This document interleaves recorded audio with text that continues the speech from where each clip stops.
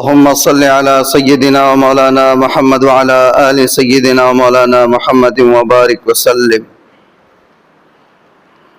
قابل صد احترام بزرگوں، عزیز دوستوں اور بھائیوں،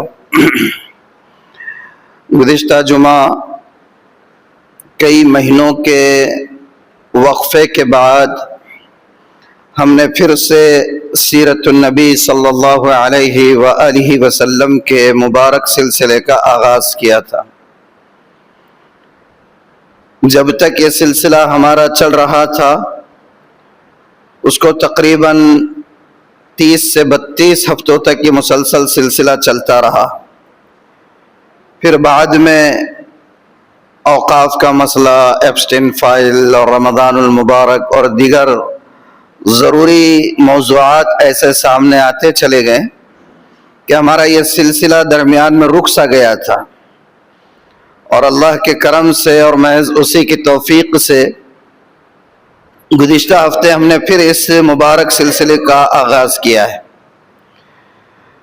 اور گزشتہ ہفتے میں ہم نے پچھلے تمام ہفتوں کا خلاصہ بھی نہیں کہنا چاہیے بلکہ ایک ہلکی سی جھلک اس کی آپ کے سامنے رکھ دی تھی، اور پھر اللہ کے رسول صلی اللہ علیہ وآلہ وسلم کا جو سفر ہجرت ہوا ہے، اس ہجرت کے سفر میں آپ جو قبا تک پہنچے، قبا میں آپ نے جو قیام کیا، اور قیام کے دوران مسجد قبا کی تعمیر کا جو مرحلہ پیش آیا، ان تمام باتوں کو مستند تاریخی حوالوں کے ساتھ آپ کے سامنے رکھا گیا ہے۔ آج جو گفتگو کرنی ہے، گفتگو کے سلسلے کو اسی مرحلے سے آگے شروع کرنا ہے۔ قبا میں ہم لوگ پہنچے تھے، نبی کریم صلی اللہ علیہ وآلہ وسلم نے قبا میں تقریباً 4 دن قیام کیا، پیر، منگل، بدھ اور جمعرات کا دن۔ بعض روایتیں ایسی بھی ہیں کہ آپ نے 10 دن قیام کیا، اور بعض روایتوں کی روح سے یہ پتہ چلتا ہے کہ 24 دن تک آپ نے قیام کیا۔ لیکن بہرحال جتنا بھی آپ نے قیام کیا ہو، اس قیام کے دوران آپ نے وہاں پر مسجد کی تعمیر کی، مسجد قبا کی، اور اس کی تعمیر میں آپ بنفس نفیس شریک رہے۔ اور پھر اس کے بعد آپ جمعہ کے دن مدینہ کے لیے روانہ ہوئے۔ جب آپ قبا میں پہنچے تھے، اسی وقت آپ نے مدینہ میں اپنے ننیحالی رشتہ دار بنو نجار کو اطلاع کروا دی تھی کہ آپ قبا تک پہنچ چکے ہیں۔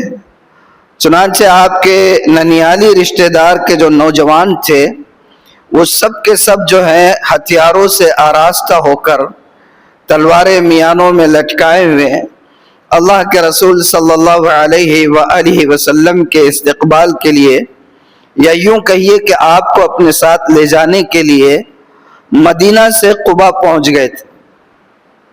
اب جب آپ نے دوبارہ قبا سے مدینے کے سفر کا آغاز کیا تو آپ تنہا نہیں تھے، ابو بکر آپ کے ساتھ سواری پر تھے، اور آپ کی جو سواری تھی وہ قصوہ نامی سواری تھی۔ قصوہ پر آپ سوار تھے، ابو بکر آپ کے پیچھے تھے، اور آپ کے ننیالی رشتہ دار کے جو نوجوان ہتھیاروں سے لیس ہو کر آئے تھے، وہ سب کے سب، اور ان کے علاوہ بھی دیگر بہت سے قبائل کے نوجوان جوش محبت میں، جوش عقیدت میں، فرط محبت سے آپ کے استقبال کے لیے، آپ کو لے جانے کے لیے قبا پہنچے ہوئے تھے۔ وہ سب کے سب جو ہے ساتھ ساتھ چل رہے تھے، اور یہ پورا مجمع تقریباً یوں سمجھ لیجئے کہ 100 کے قریب پہنچ گیا تھا۔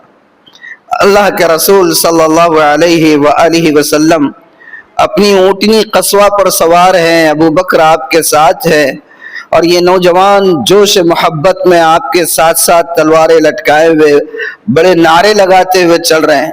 نعرے لگ رہے ہیں، اللہ اکبر، اللہ کے رسول تشریف لے آئے ہیں، اللہ اکبر، رسول اللہ آ چکے ہیں، اللہ اکبر، ہماری خوش نصیبی کے رسول اللہ آ رہے ہیں۔ اس طریقے کے نعرے لگا رہے ہیں اور آگے آگے چل رہے ہیں، اور اللہ کے رسول صلی اللہ علیہ وآلہ وسلم بھی آپ کے ان نوجوانوں کے ساتھ ساتھ چلے جا رہے ہیں۔ یہاں سے جو سفر ہے یہ سفر اسلامی تاریخ کا یوں کہیے کہ ٹرننگ پوائنٹ ہے۔ اب تک کی مکی زندگی آپ کی قسم پرسی کی تھی، اب تک کی مکی زندگی دعوت دین کھل کر کرنے کی اجازت نہیں تھی۔ اب تک کی مکی زندگی کا حال یہ تھا کہ کوئی بندہ اگر ایمان لے آتا تو اسے سخت زد و کوب کیا جاتا، اگر کوئی ایمان کا اعلان کرتا تو اچھے خاندان سے ہونے کے باوجود اہل مکہ کے ظلم و ستم کا شکار ہوا کرتا تھا۔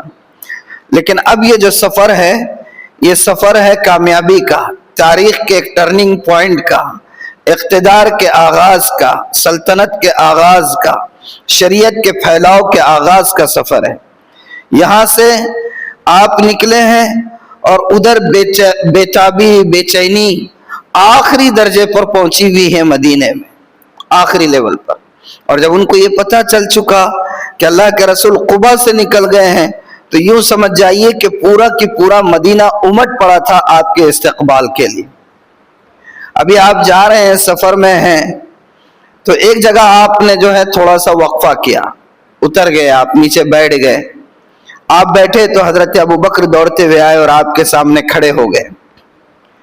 حضرت ابوبکر کے جسم پر روایتوں میں آتا ہے کہ بڑھاپے کے آثار ظاہر ہو گئے تھے، یعنی بڑھاپے کے آثار مطلب عمر تو بہرحال 38 جو بھی عمر رہی ہے، 40 سال کی عمر میں اللہ کے رسول کو نبوت ملی ہے اور 13 سال کے بعد آپ نے ہجرت کی ہے، اس اعتبار سے آپ کی عمر مبارک 53 سال ہے اور ابوبکر آپ سے 2 سال چھوٹے تھے، تو اس اعتبار سے ابوبکر کی عمر اس وقت 51 سال کی ہے۔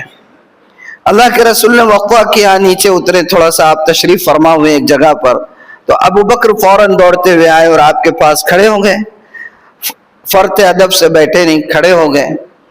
اور کیفیت یہ تھی کہ ابوبکر کے سر یا داڑھی کے بال کچھ سفید بھی ہو گئے تھے، بڑھاپے کے آثار نظر آ رہے تھے، جبکہ اللہ کے رسول صلی اللہ علیہ وسلم کے آپ جوان نظر آ رہے تھے۔ اللہ کے رسول کوئی بال آپ کا اس وقت تک سفید نہیں ہوا تھا اور صحت مند بھی نظر آ رہے تھے۔ آپ کے مقابلے میں ابوبکر جو ہے وہ بوڑھے نظر آ رہے، بالوں میں سفیدی آ گئی ہے، حالانکہ ابوبکر اللہ کے رسول سے عمر میں 2 سال کے چھوٹے ہیں، اللہ کے رسول صلی اللہ علیہ وسلم حضرت ابوبکر سے عمر میں 2 سال کے بڑے ہیں۔ تو یہ جو بڑھاپے کے آثار دکھ رہے ہیں، کھڑے ہوئے ہیں، تو مدینہ سے کے جو لوگ آ رہے ہیں اور جنہوں نے اللہ کے رسول کو نہیں دیکھا تھا، وہ لوگ یہ سمجھنے لگے کہ ابوبکر ہی نبی ہے۔ وہ لوگ کیا سمجھنے لگے؟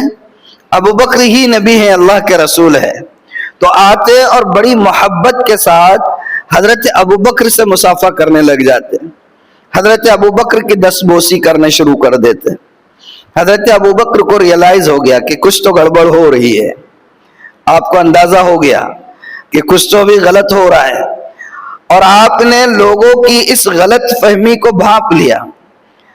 اور وہ جو وقت تھا دوپہر کا تھا، دھوپ بھی جو ہے بڑی آ رہی تھی، اللہ کے رسول پر بھی دھوپ پڑ رہی تھی، تو ابوبکر نے کمال ہوشیاری سے اس وقت ایک کام کیا کہ آپ نے اپنی چادر اتاری اور اپنے ہاتھ میں چادر پکڑ کر اللہ کے رسول صلی اللہ علیہ وسلم کو سایہ کر کے کھڑے ہو گئے۔ اب جب لوگوں نے یہ دیکھا کہ آپ بیٹھے ہوئے ہیں اور ابوبکر جو ہے چادر پکڑ کر دھوپ کی تمازت یا شعاؤں کو اللہ کے رسول پر پڑنے سے روک رہے ہیں، تو لوگوں کو اندازہ ہوا کہ نہیں، اللہ کے رسول تو یہ ہیں۔ اور پھر اس کے بعد لوگ اللہ کے رسول صلی اللہ علیہ وسلم سے ملنے لگے۔ پھر آپ وہاں سے نکلے، روانہ ہوئے، راستے میں ایک حبشیوں کا علاقہ پڑتا تھا، وہاں پورے راستے میں جہاں جہاں قبیلے پڑ رہے تھے، سارے قبیلے منتظر تھے آپ کے دیدار کے، اور سارے قبیلے صرف آپ کے دیدار ہی کے منتظر نہیں تھے، سب کے سب یہ چاہتے تھے کہ آپ ہمارے ہی پاس ٹھہر جائیں، آگے نہ بڑھے، ڈیسٹینیشن اس جرنی کی یہی ہو، منزل مقصود اس سفر کا یہی ہونا چاہیے، سب کی خواہش یہی ہے۔ حبشی بہت سارے نوجوان تھے، اللہ کے رسول کو دیکھا قافلہ جا رہا ہے، روک دیا، اور روک کر اپنے نیزے بازی کی کرتب جو ہے تو اللہ کے رسول کو دکھائے۔ نیزے جو ہے بہت اچھے چلایا کرتے تھے، تو نیزوں کا جو کرتب بازی تھی وہ اللہ کے رسول صلی اللہ علیہ وسلم کو کر کے دکھائے. اللہ کے رسول صلی اللہ علیہ وسلم محظوظ ہوتے رہے. ہر وہ گیم یا ہر وہ چیز یا ریاضت جس کے ذریعے سے ایک مسلمان یا مومن جسمانی طور پر مضبوط اور صحت مند ہوتا ہے، اور وہ چیز شریعت کے دائرے میں ہوتی ہو، تو شریعت اور اسلام اس کی حوصلہ افزائی کرتا ہے. خشک مزاج نہیں بناتا ہے اسلام. ہم لوگوں نے جو ہے پکے مسلمان ہونے کا مطلب جو ہے دنیا اور دنیا معافی ہاتھ سے جو ہے بالکل بے خبر ہو جانا، غافل ہو جانا اور راہب بن جانا، جوگی بن جانا، مونک بن جانا لے لیا ہوا ہے. حالانکہ ایسا نہیں ہے. آپ نے وہ حدیث سنی ہوگی، حضرت عائشہ فرماتی ہے کہ عید کا دن تھا، مسجد نبوی کے صحن میں جو ہے تو حبشی لوگ اپنے کرتب دکھا رہے تھے نیزے بازی کے اور کشتی کے، اور حضرت عائشہ فرماتی ہے کہ میں آپ کے پیچھے سے چھپ کر جو ہے تو یہ سارے کرتب کو دیکھ رہی تھی اور آپ بھی دیکھ رہے تھے. اب آج عید کے وقت سے واپسی کے وقت جو ہے کوئی ایسا کشتی کا اکھاڑا لگا رہا ہے، ذرا لگتا تو نہیں ہے لیکن سپوز لگ جائے اور ایک آدھا جو ہے غریب شریف ہمارے جیسا مولانا دیکھ لے اور غنی پورے والے نے دیکھ لے تو مولانا کو بھی بہت شوق ہے وہ دیکھنے کا. اب وہ کھڑے رہ کے دیکھ رہے نا، اور کیا کیا دیکھتے کہ کیا ہے.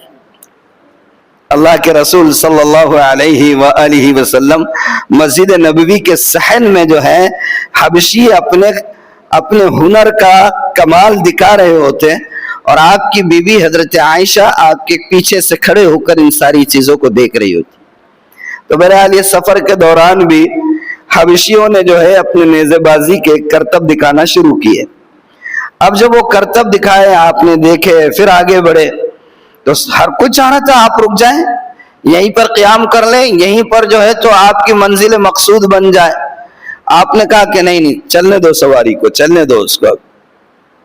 ایک شخص نے کہا اللہ کے رسول آپ جو ہمارے گھروں کو چھوڑ کر آگے بڑھتے چلے جا رہے ہیں تو کیا آپ ہمارے جو بوسیدہ اور کچے مکانات ہیں آپ کے ذہن میں یہ ہے کہ آگے چل کر اس سے اچھے مکان ملیں گے؟ سادگی تھی ان لوگوں کی، کھل کر بات کرتے تھے. تو آپ نے فرمایا کہ نہیں، اللہ نے مجھے ایسی بستی میں جانے کا حکم دیا ہے جو بستی تمام بستیوں کو کھا جائے گی. مطلب یہ ہے کہ اس بستی کو اللہ تعالیٰ پھر وہاں پر مرکز اقتدار بنائے گا، اور وہاں سے کہی ہوئی بات ایک قانون کی حیثیت اختیار کر لے گی. اطراف کے جتنے قبائل ہیں، جتنے قبیلے ہیں، جتنے ٹرائبس ہیں، وہ سب جو ہے اس کے دست نگر بن جائیں گے. پھر آپ آگے بڑھیں. اب آگے بڑھیں تو مدینے میں تو انتظار ہی انتظار تھا. انتظار آخری لیول کو پہنچا ہوا تھا. محبت اپنی انتہا کو پہنچی ہوئی تھی. بے تابی، بے کلی، بے چینی اپنی یعنی کہ انتہا اور عروج پر تھی اللہ کے رسول صلی اللہ علیہ وسلم کے لیے. اب جیسے ہی آپ کا قافلہ مدینے کی سرحد میں پہنچا، اور مدینے کا نام پہلے مدینہ نہیں تھا، یثرب تھا، یثرب. اور یہ جو یثرب ہے اصل میں ایک شخص کا نام تھا جو حضرت نوح علیہ السلام کی نسل سے تھے. حضرت نوح کی نسل سے ایک شخص تھے جن کا نام یثرب یا یثرب تھا، اور انہی کے اوپر اس شہر کا نام یثرب تھا. اللہ کے رسول صلی اللہ علیہ وآلہ وسلم جب وہاں تشریف لائے تو آپ کی آمد کی وجہ سے لوگوں نے اس شہر کو مدینۃ النبی کہنا شروع کر دیا. کیا مطلب ہے اس کا مدینۃ النبی کا؟ اس کا مطلب ہے کہ نبی کا شہر، سٹی آف پروفٹ، نبی کا شہر. لوگوں نے یہی کہنا شروع کر دیا. اطراف کے لوگ کہاں جا رہے ہو بھائی؟ اور وہ نبی کے شہر میں جا رہے. کہاں جا رہے؟ نبی کے شہر میں. اور پھر وہ مدینۃ النبی سے دھیرے دھیرے صرف مدینہ ہو گیا، نبی بھی ہٹ گیا. اب مدینہ اگر بولا جائے دنیا کے کسی بھی کونے میں اگر مدینہ کہا جائے تو پہلی نظر میں یا پہلے لمحے میں ہمارا ذہن کہاں منتقل ہوتا ہے؟ مدینہ منورہ کی طرف. اب اس میں وضاحت کی ضرورت نہیں رہتی ہے کہ کون سا شہر، نبی کا شہر. اس وضاحت کی ضرورت نہیں ہوتی. اللہ نے اس نام کو اتنی قبولیت دے دی. حالانکہ آج بھی جو عربی زبان ہے بول چال کی، اس میں سٹی کے لیے جو لفظ آتا ہے وہ مدینہ ہی آتا ہے. مدینۃ الریاض، مدینۃ الدمام، مدینۃ الخبر، آج بھی اس کے لیے سٹی کے لیے لفظ مدینہ ہی آتا ہے. مدینۃ ممبئی، ممبئی سٹی، مدینۃ ناندیڑ سٹی. تو سٹی کے لیے آج بھی لفظ مدینہ ہی استعمال ہوتا ہے. لیکن اگر صرف تنہا مدینہ کہا جائے تو فوراً دماغ کدھر جاتا؟ مدینہ کی طرف. تو اللہ کے رسول صلی اللہ علیہ وآلہ وسلم کا قافلہ پہنچا، اور جب آپ کا قافلہ پہنچا تو پورے شہر میں دو رویہ جو ہے مرد حضرات کھڑے ہوئے ہیں. مرد حضرات دو رویہ کھڑے ہوئے، یعنی ادھر سے بھی مرد کھڑے ہوئے، ادھر سے بھی مرد کھڑے ہوئے ہیں. اللہ کے رسول صلی اللہ علیہ وسلم، آنکھ بند کر کے تصور کیجئے کیا منظر ہوگا وہ کہ اللہ کے رسول صلی اللہ علیہ وآلہ وسلم کا قافلہ آ رہا ہے اور پورے مدینے کے مرد حضرات جو ہیں دونوں طرف صف بستہ جو ہے انتظار میں محبت کی نظروں سے نظریں بچھائے ہوئے اللہ کے رسول کے استقبال کے لیے کھڑے ہوئے. عورتیں جو ہیں گھروں کی چھتوں پر چڑھ گئی ہیں، عورتیں گھروں کی چھتوں پر چڑھی ہوئی ہیں، اور بچے ہیں، بچیاں ہیں. وہ پورے مدینے میں آپ ذرا تصور کریے آنکھ بند کر کے کہ ادھر سے ادھر دوڑ رہے ہیں، کبھی بھاگ رہے ہیں. جس طرح ہمارے یہاں عید کے دن عیدی کے لیے بچے جو ہے گھروں میں ہنگامہ مچاتے ہیں، کبھی چاچا کے پاس جا رہے تو کبھی بڑے ابو کے پاس جا رہے تو کبھی بھیا کے پاس تو کبھی ابو کے پاس، اور اس سے الگ کچھ کہہ رہے، اس سے الگ کچھ کہہ رہے. یہ فضا بنی ہوئی ہے مدینے میں بچوں کی. جیسے ہی اللہ کے رسول صلی اللہ علیہ وآلہ وسلم مدینے میں داخل ہوتے ہیں تو عورتیں اور بچیاں فرط مسرت سے اس وقت جو ایک گیت گاتی ہے، طلع البدر علینا من ثنیات الوداع وجب الشکر علینا ما دعا للہ داعی ایہا المبعوث فینا. یہ سارے اشعار جو ہے بہرحال وہ لوگ پڑھتے ہیں. کیا مطلب ہے اس کا؟ جھوم کر پڑھ رہی ہیں عورتیں. طلع البدر علینا، کہ آج تو چاند نکل آیا ہے. طلع البدر علینا، آج تو چاند نکل آیا ہے.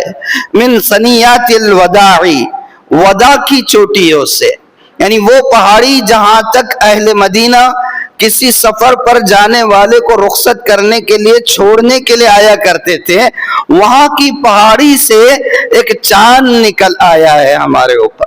وجب الشکر علینا، اب ہمارے اوپر اللہ کا شکر ادا کرنا واجب ہو گیا ہے، ضروری ہو گیا ہے اللہ کا شکر ادا کرنا.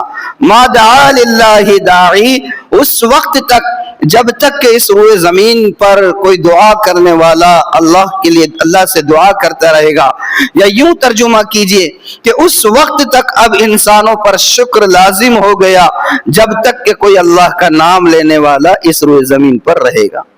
اتنی بڑی نعمت سے اللہ نے آج ہمیں نوازا ہے، اور حقیقت بھی ہے نبی پاک صلی اللہ علیہ وسلم سے بڑھ کر کوئی نعمت نہیں، اس لیے کہ اللہ تعالیٰ نے کتنی نعمتیں ہم انسانوں کو عطا کی ہم گن نہیں سکتے. وَإِن تَعُدُّوا نِعْمَةَ اللَّهِ لَا تُحْصُوهَا، اگر تم اللہ کی نعمتوں کو گننا چاہو تو گن نہیں سکتے، اللہ نے کہا.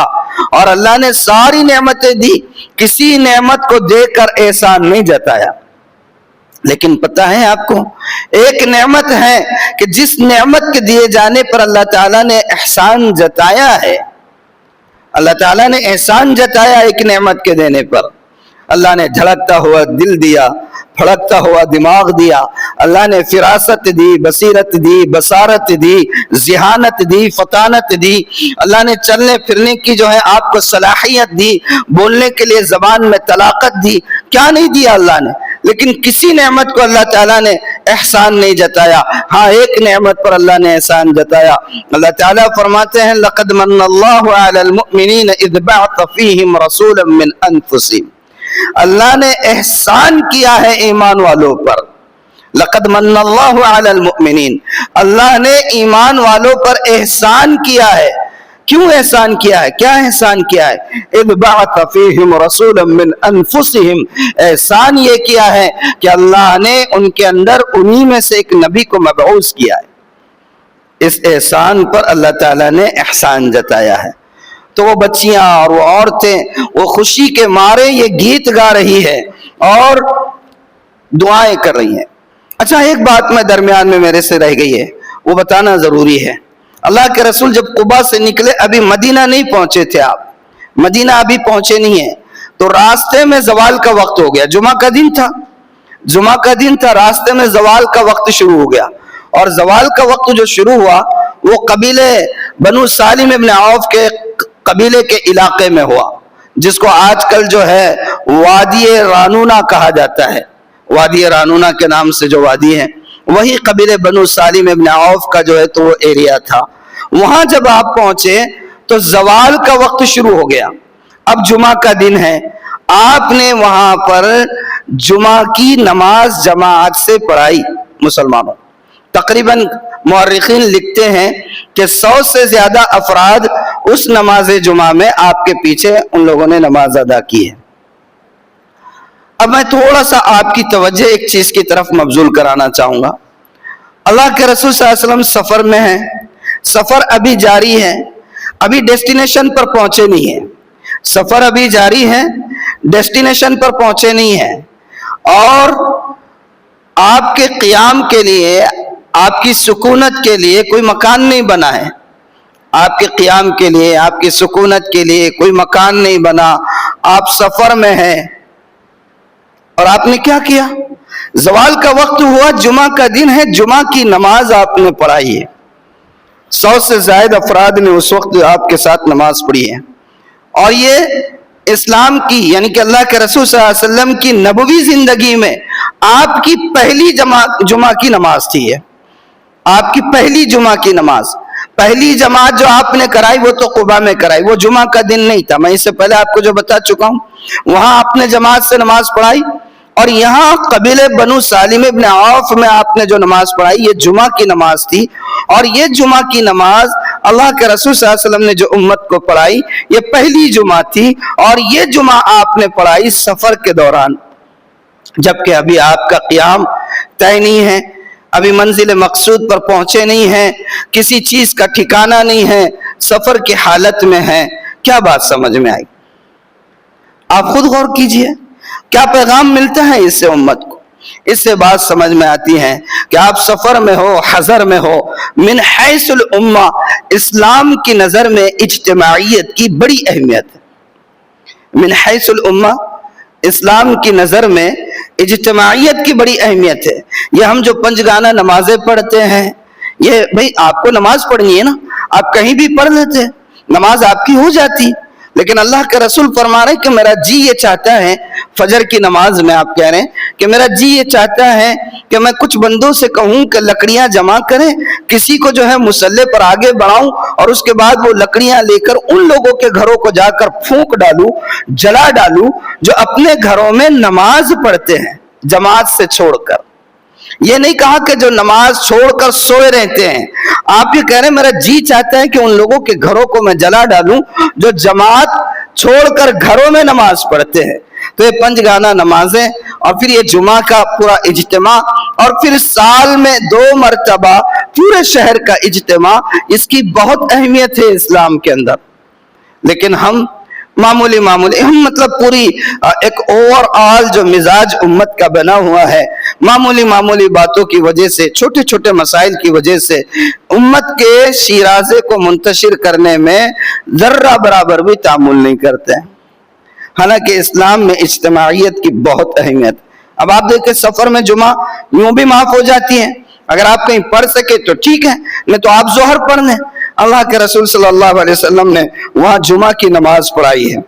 बहरहाल ये बच्चियां गा रही हैं, झूम रही है, और हर कबीला ये चाहता है कि अल्लाह के रसूल सल्लल्लाहु अलैहि वसल्लम उनके यहाँ क़ियाम करें। बढ़ बढ़ कर जो है मर्द हजरात कह रहे हैं कि अल्लाह के रसूल, ये मेरा हथियार, मेरा घर, मेरा माल, मेरी जान, मेरी औलाद सब आप पर निछावर करने के लिए पेश करता हूं। खुदारा मेरे घर में आप क़ियाम फरमाइए। हर कोई बढ़ बढ़ कर आपके ऊंट की नुकेल, आपकी ऊंटनी की नुकेल को अपने हाथ में पकड़ने की कोशिश करता है। और अल्लाह के रसूल सल्लल्लाहु अलैहि वसल्लम फरमाते हैं, दाऊहा फइन्नहा मअमूरा, छोड़ दो इसको, इस ऊंटनी को छोड़ दो आप, اس کو ہاتھ نہ لگانا، اس کی نکیل مت پکڑنا، یہ اللہ کی طرف سے اس کو حکم دیا گیا ہے، جہاں یہ بیٹھے گی وہیں پر میرا قیام ہوگا۔ صحابہ بڑھ بڑھ کر نکیل پکڑنے کی کوشش کر رہے ہیں، آپ کہہ رہے ہیں دعوها فإنها مأمورہ، کہتے ہیں کہ پھر سب نے چھوڑ دیا اور بس اب اونٹنی کو تک رہے ہیں، محبت سے نعرے لگ رہے ہیں، اللہ اکبر، اللہ کے رسول آ گئے، اللہ اکبر، رسول اللہ تشریف لا لیے، اور اس کے بعد اونٹنی کو دیکھتے چلے جا رہے ہیں۔ اونٹنی جو ہے چلتے چلتے چلتے اچھی خاصی دوری پر گئی اور وہاں جا کر رک گئی۔ اب سب یہ سمجھے کہ شاید اونٹنی اب یہاں رک جائے گی اور اللہ کے رسول صلی اللہ علیہ وآلہ وسلم یہاں اتر جائیں۔ اونٹنی رک گئی، رک کر اونٹنی نے پیچھے پلٹ کر دیکھا اور پھر کچھ دیر تک یعنی کہ کچھ لمحات کے لیے پیچھے دیکھتی رہی، اس کے بعد پھر پلٹ گئی اور پلٹ کر ایک جگہ آ کر وہاں بیٹھ گئی۔ یہ وہ جگہ ہے جہاں پر اس وقت جو ہے مسجد نبوی ہے، اور یہ دو یتیم بچوں کی جگہ تھی، یہ دو یتیم بچوں کی جگہ تھی۔ مسجد نبوی کی تعمیر کے سلسلے میں شاید یہ بات آپ کے سامنے آئی ہو کہ مسجد نبوی کی جگہ دو یتیم بچوں کی تھی، آپ نے ان سے لیا تھا، انہوں نے جو ہے بغیر کسی قیمت کے دینا چاہا تھا، لیکن اللہ کے رسول صلی اللہ علیہ وآلہ وسلم نے بنا قیمت کے مسجد کی جگہ لینے سے انکار کر دیا تھا، منع کر دیا تھا، اور اس کی قیمت دی گئی تھی۔ تو دو یتیم بچوں کی جگہ تھی، اور یہ وہی جگہ تھی جہاں پر آج مسجد نبوی واقع ہے، اور وہاں جا کر وہ اونٹنی بیٹھ گئی۔ اب وہاں سے قریب جو سب سے قریب مکان تھا وہ حضرت ابو ایوب انصاری رضی اللہ عنہ کا مکان تھا۔ اب وہاں پر جب بیٹھ گئی تو ایسا تو نہیں تھا کہ جنگل میں تنہا ابو ایوب کا گھر ہو، جنگل میں تنہا ابو ایوب کا گھر ہو، اور بھی ان کا گھر اس طرف ہے تو بائیں جانب کچھ مکان ہو سکتے ہیں، سامنے ہو سکتے ہیں، پیچھے ہو سکتے ہیں۔ ابو ایوب انصاری اور سب یہ چاہتے تھے کہ اللہ کے رسول ان کے گھر قیام کریں۔ روایتوں میں آتا ہے کہ جیسے ہی اونٹنی بیٹھی، ابو ایوب انصاری دوڑتے ہوئے آئے اور اونٹ کی پشت پر سے کجاوے کو لے لیے اور لے کر چلتے بنے۔ اب جب دوسرے صحابہ آ کر کہنے لگے کہ اللہ کے رسول آپ ہمارے یہاں قیام کیجئے، تو اللہ کے رسول نے کہا کہ نہیں بھائی، سواری کا کجاوا جہاں رہے گا سواری وہی رہے گی، اب مجھے انہی کے پاس رہنا ہے۔ حضرت ابو ایوب رضی اللہ عنہ نے بازی مار گئے۔ کہتے ہیں کہ نکیل جو تھی وہ زرہ تھی یا نکیل تھی، وہ حضرت اسعد ابن زرارہ نے اٹھا لیے، وہ ہمیشہ پھر ان کے پاس رہی تبرک کے طور پر۔ حضرت ابو ایوب انصاری نے وہ لے کر چلے گئے، اللہ کے رسول صلی اللہ علیہ وآلہ وسلم انہی کے مہمان بنے ہیں۔ 2 منزلہ مکان تھا حضرت ابو ایوب انصاری کا، 2 منزلہ مکان، اور چھت جو ہے یہ چونے اور گارے کی نہیں تھی، یہ پلائی ووڈ یا لکڑی کے تختوں کی چھت تھی۔ حضرت ابو ایوب انصاری رضی اللہ عنہ نے اللہ کے رسول صلی اللہ علیہ وسلم کو نیچے کا حصہ دیا۔ اللہ کے رسول نے خود یعنی کہ کہا کہ آپ سے ملاقات کے لیے لوگ آئیں گے، ملتے رہیں گے، تو اوپر کے حصے میں اگر اللہ کے رسول تشریف فرما رہیں گے تو ظاہر سی بات ہے کہ خود اللہ کے رسول صلی اللہ علیہ وسلم کو، آنے والے مہمانوں کو، اور ان سب سے بڑھ کر خود صاحب خانہ کو اس سے بہت زحمت ہو سکتی تھی، بار بار نیچے سے اوپر سے نیچے کوئی آ رہا ہے یا نیچے سے اوپر جا رہے ہیں، اور اہل خانہ ان کے گھر میں ہو تو بے پردگی بھی ہو سکتی تھی اور دوسرے مسائل بھی ہو سکتے تھے۔ تو نیچے کے حصے میں اللہ کے رسول صلی اللہ علیہ وسلم وہاں پر ٹھہرے، اور اوپر کے حصے میں حضرت ابو ایوب اور ان کی اہلیہ رہے۔ 2 وقت حضرت ابو ایوب رضی اللہ عنہ اللہ کے رسول صلی اللہ علیہ وسلم کی خدمت میں کھانا جو ہے بھیجا کرتے تھے، لایا کرتے تھے، لا کر پیش کیا کرتے تھے، اور وہی ٹوٹل کھانا ہوتا تھا، ایسا نہیں ہے کہ پکا ہوا ہے اور کچھ اس میں اوپر کچھ رکھا ہے اور کچھ ایسا بھیجا ہے، جو پکتا وہ پورا کی پورا اللہ کے رسول صلی اللہ علیہ وسلم کی خدمت میں بھیج دیتے ہیں۔ آپ جو ہے تناول فرما لیتے ہیں، آپ کے ساتھ ابو بکر ہوتے ہیں، اور جو بھی ہوتا آپ تناول فرما لیتے ہیں، اور اس کے بعد جو کھانا بچ جاتا وہ حضرت ابو ایوب انصاری رضی اللہ عنہ کے گھر اوپر چلا جاتا۔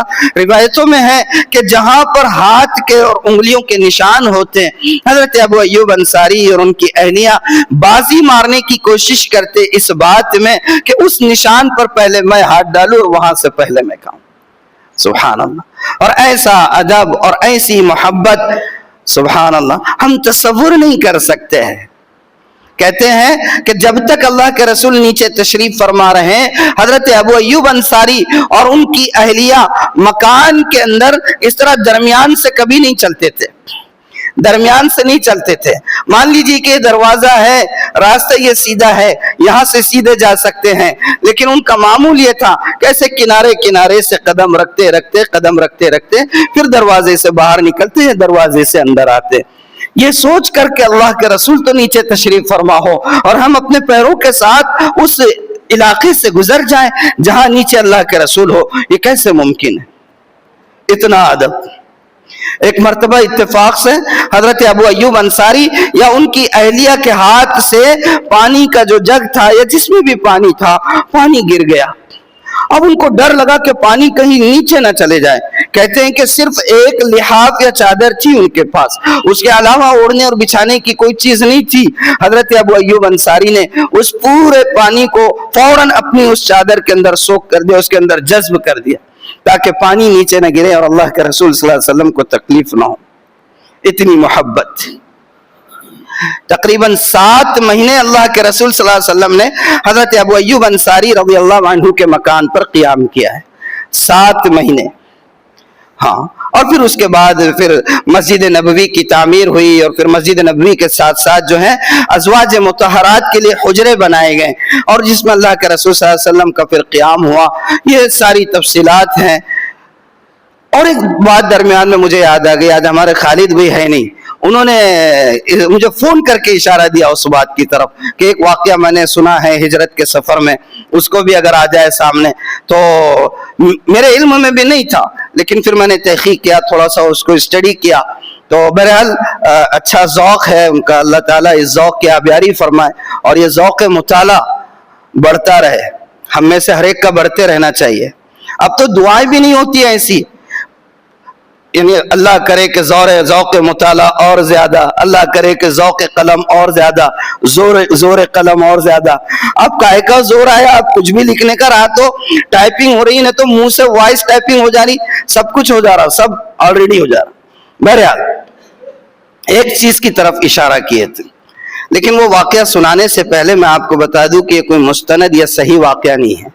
حدیث کی جتنی کتابیں ہیں یا تاریخ کی جو کتابیں ہیں اس میں جو مستند سلسلے سے جو باتیں بیان کی گئی ہے اس میں یہ چیز نہیں ہے, مگر چونکہ ہے سننے کے قابل اس لیے سنا تو دیتا ہوں, لیکن یہ ذہن میں رہے کہ وہ کوئی صحیح واقعہ نہیں ہے. عام طور پر مورخین جو ہوتے تھے, ایک ہے سیرت نگار, ذہن میں رکھیے یہ علمی باتیں ہیں, علمی نکات حالانکہ جمعہ کے پلیٹ فارم سے نہیں ہونی چاہیے, مگر ایک بات انہوں نے چھیڑ دی ہے تو تھوڑا تذکرہ کر دیتا ہوں آپ کے ذہن میں رہنے کے لیے. اصول یاد رکھیے گا کہ ایک ہے سیرت نگاری اور ایک ہے تاریخ نگاری.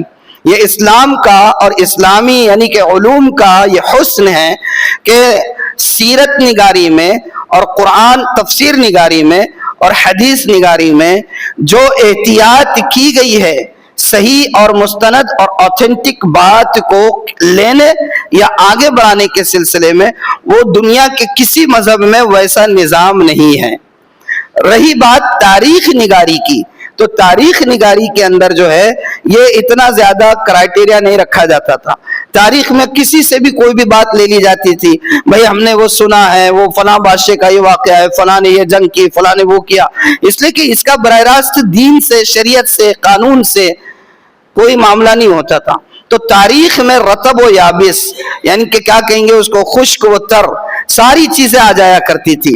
تو یہ بھی تاریخی روایت ہے.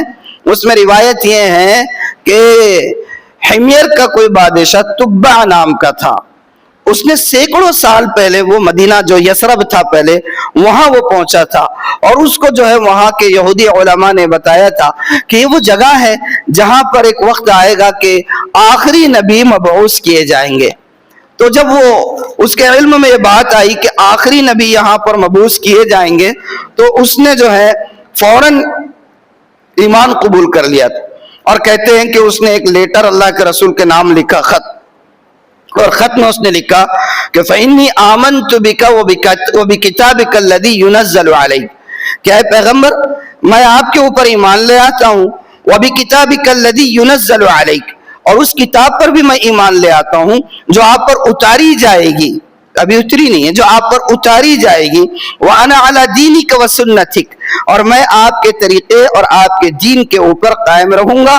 فَإِنْ أَدْرَكْتُكَ فَبِهَا وَنِعْمَتْ, اگر میں نے آپ کا زمانہ پا لیا تو سبحان اللہ کیا ہی اچھی بات ہوگی. وَإِلَّا فَاشْفَعْ لِي يَوْمَ الْقِيَامَةِ وَلَا تَنْسَانِي. اور اگر میں نے آپ کا زمانہ نہیں پایا فَاشْفَعْ لِي يَوْمَ الْقِيَامَةِ تو خدا را قیامت کے دن میری سفارش کر دیجئے گا. وَلَا تَنْسَانِي اور مجھے بھولیے گا مت.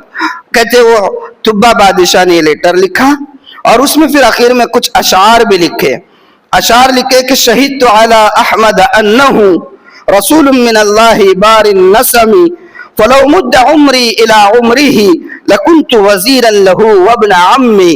کہ میں گواہی دیتا ہوں کہ احمد جو ہے یہ اللہ کے رسول ہے، اور اگر میری عمر ان کے زمانے کی عمر تک پہنچ جائے، یعنی میں نے ان کو پا لیا، تو میں ان کا ایک رفیق بن کر رہوں گا اور ان کے ایک بھائی کی طرح ان کے ساتھ برتاؤ کروں گا.